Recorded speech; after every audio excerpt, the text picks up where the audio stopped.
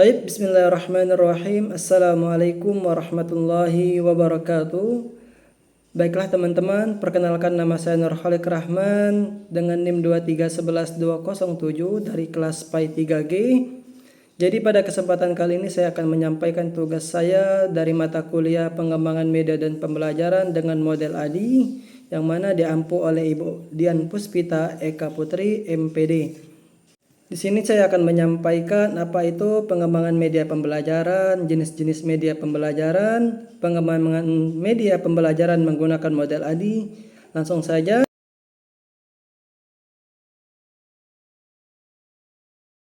Yang pertama yaitu pengembangan media pembelajaran adalah proses merancang, menciptakan, dan mengimplementasikan alat atau bahan yang digunakan untuk mendukung proses belajar mengajar. Media ini bertujuan untuk meningkatkan efektivitas pembelajaran dengan cara menyajikan informasi secara menarik dan interaktif, sehingga dapat merangsang minat dan perhatian siswa.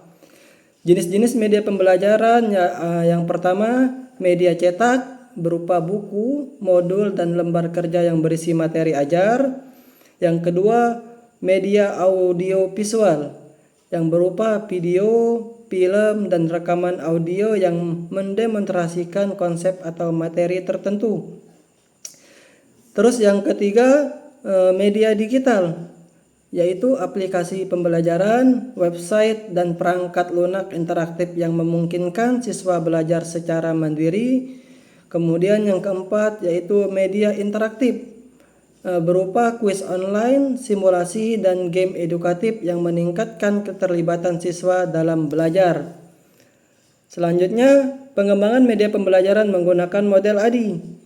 Model ADI adalah pendekatan sistematis dalam pengembangan media pembelajaran yang terdiri dari 5 tahap.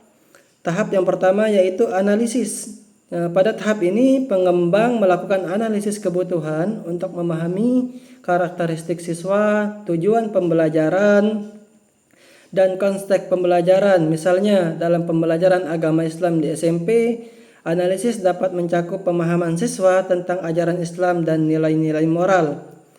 Tahap yang kedua yaitu desain. Setelah analisis selesai, langkah berikutnya adalah merancang media pembelajaran.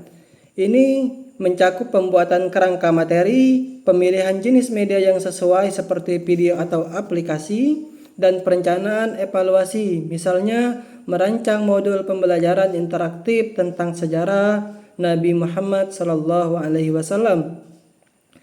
Tahap yang ketiga yaitu pengembangan. Pada tahap ini, media yang telah dirancang, dibuat, dan dikembangkan ini bisa meliputi pembuatan media animasi tentang kisah-kisah Nabi atau aplikasi mobile yang berisi kuis interaktif mengenai ajaran Islam. Tahap yang keempat yaitu implementasi. Media yang telah dikembangkan kemudian diterapkan dalam proses pembelajaran di kelas. Contohnya, guru menggunakan video animasi dalam kelas yang menjelaskan nilai-nilai akhlak dalam Islam dan memfasilitasi diskusi. Tahap yang terakhir yaitu evaluasi. Setelah implementasi, evaluasi dilakukan untuk menilai efektivitas media pembelajaran. Ini bisa dilakukan melalui umpan balik dari siswa atau penilaian hasil belajar mereka. Misalnya, guru dapat memberikan kuis setelah penggunaan media untuk mengukur pemahaman siswa terhadap materi. Dan yang terakhir yaitu contoh pada pembelajaran agama Islam. Dalam konteks pembelajaran agama Islam di SMP, meliputi analisis, mengidentifikasi bahwa siswa perlu memahami nilai-nilai toleransi antar agama. Yang kedua, desain, merancang video dokumenter tentang toleransi dalam Islam serta modul interaktif yang menjelaskan konsep tersebut. Yang ketiga, pengembangan. Contoh dari pengembangan membuat video yang menampilkan wawancara dengan tokoh agama mengenai pentingnya toleransi.